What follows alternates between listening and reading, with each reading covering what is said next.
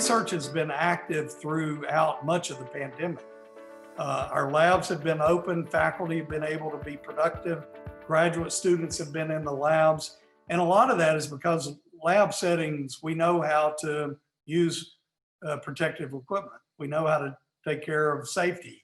And so it's allowed us to really make a lot of progress in research. And it's been interesting because we've had some of our most highest numbers of proposals submitted and proposals funded during this pandemic because faculty have been very productive. We're finalists for an NSF Science and Technology Center grant because this is a grant that's focused on solving a really big issue in agriculture and in the environment.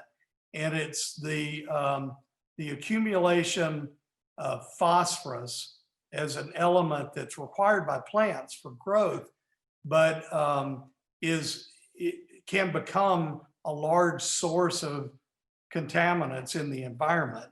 And North Carolina happens to be a large agricultural state, as well as there are actually only two phosphorus mines in North America. One is in Florida and one is in North Carolina. And so this is a project that would address using material science and engineering and nanotechnology as ways to capture phosphorus in the environment where there may be too much of it and remobilize that in a way that benefits agricultural crops.